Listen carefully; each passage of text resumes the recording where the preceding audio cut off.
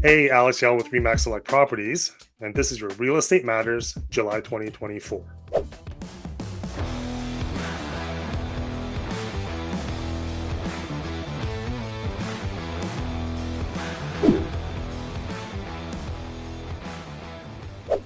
We're heading into the second half of the year now. The stats are quite interesting, actually. They show that the market has been quite stagnant, fluctuating mostly within a delta of 1% or so over the last month. Now, what's interesting is that just in the last month, the number of listings went up in double digits in percentage points, where sales have remained similar or below last month's numbers. So right now, the well-priced, well-marketed, well-prepped properties tends to be those that sell. So stats are all included in this package, of course. Underneath, you'll be able to see it. I'm not going to go too deep into that. That's kind of the gist of what happened last month.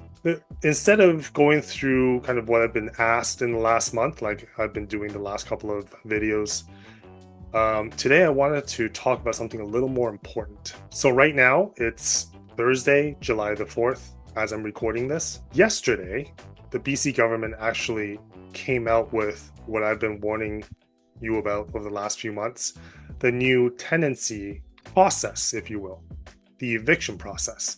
Well, they frame it in a way that it's to protect the tenants, but we'll dig it a little bit deeper into it. Now there's a portal set up where if you as a landlord wants to evict your tenant for personal use, totally legitimate, or let's say you have a son or daughter that needs a place to live now, they want to move out of your house, and you've purchased a property for them, and just it's been tenanted throughout this time while they get ready to move out, if you will. Now you have to give the tenants 4 full months notice as opposed to 2 previously.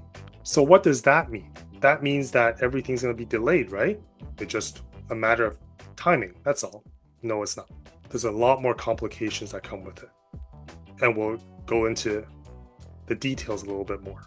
On top of that though, the tenants now have 30 days to dispute your notice as opposed to 2 weeks.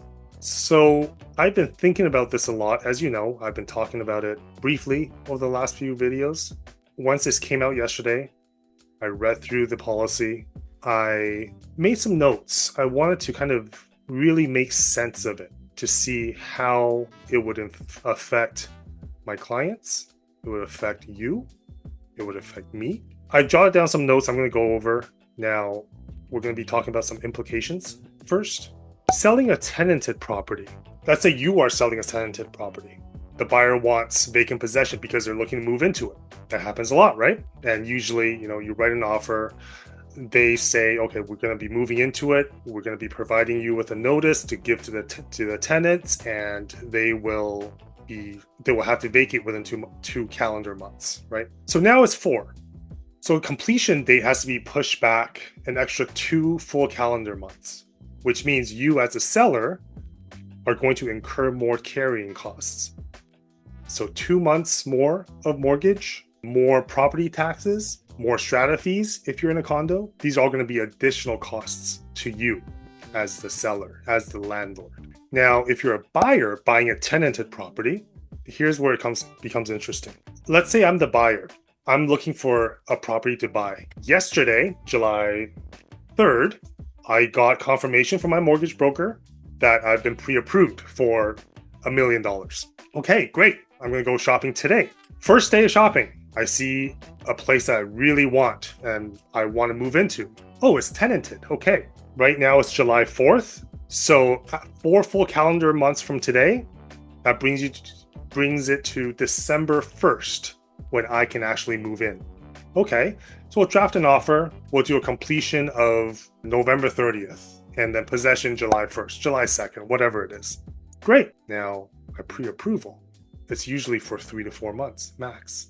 And that's just shy of 5 months. What does that mean? The pre-approval I got yesterday will no longer be valid upon completion. The good thing is, with the trajectory of the current rates, it's trending downwards. We had one rate cut. We're hoping for a couple more. Another announcement is going to be at the end of July. But I'm not confident anymore. So what do?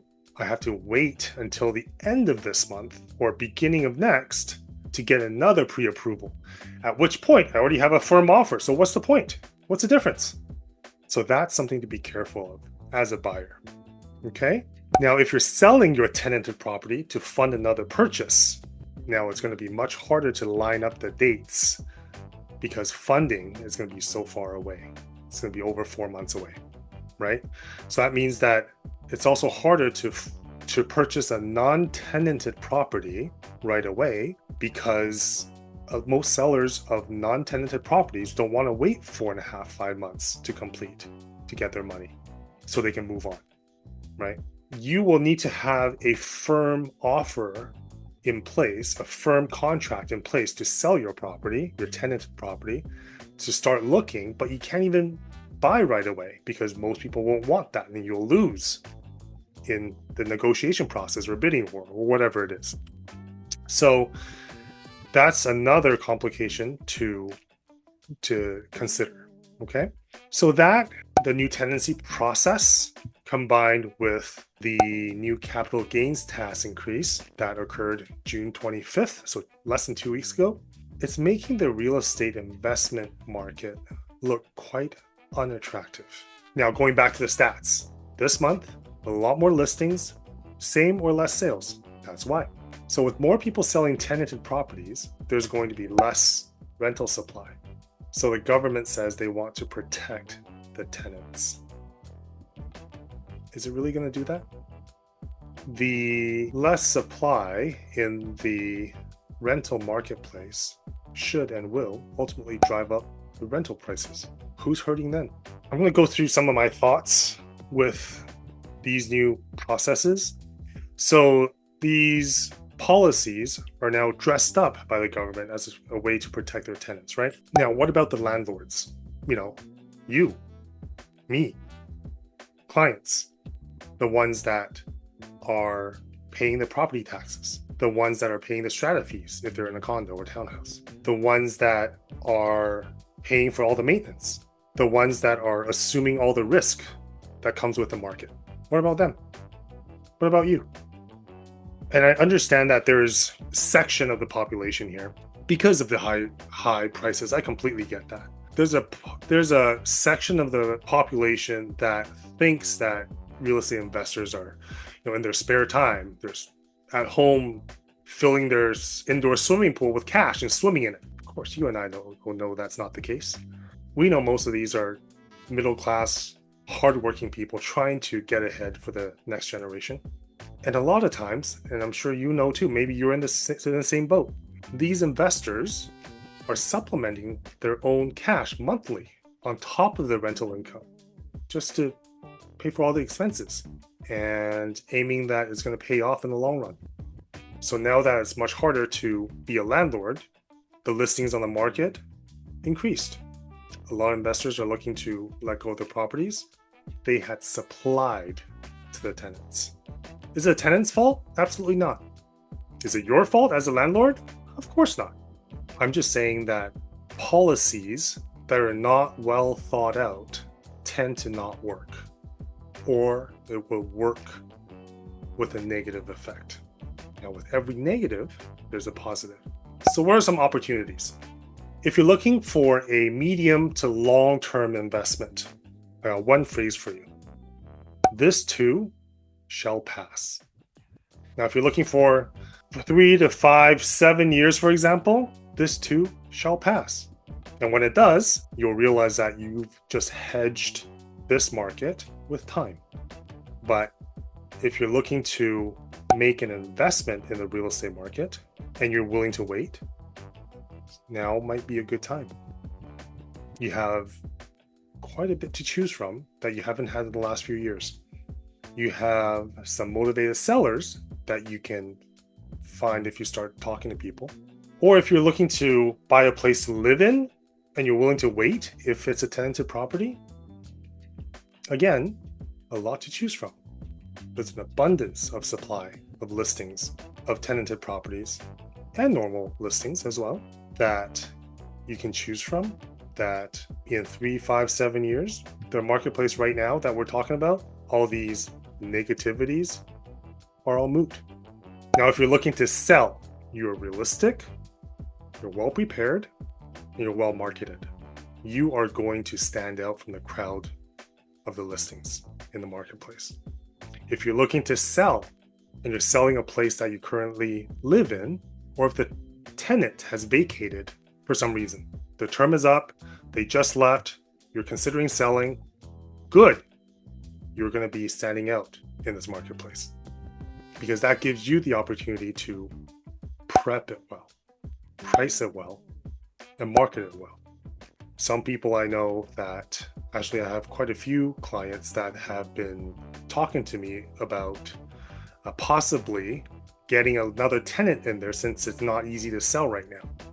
Fair, but you're taking 10 steps backwards to try to make those 2 steps forward. You can push for those 2 steps right now, or take 10 steps back and try to get those 2 steps next year. Is it really going to change in a year? Probably not. But if you're looking to rent it out and think, okay, you know what? I'm going to wait for the next wave. I'm going to wait 3, 5, 7 years. Sure. But if you're waiting a year, just sell it now. Be realistic, prep it well, and market it well. So if you're looking to make a move in the Vancouver real estate market and you're confused or scared, or just generally don't know where to start because of all these new complications, it's even more important to hire a knowledgeable and experienced real estate agent to be on your side. What I do, is I try to simplify the process. I understand your situation fully, and I tell you what you need to do and advise you based off of your situation. So if that's you, give me a call. We'll see you next month.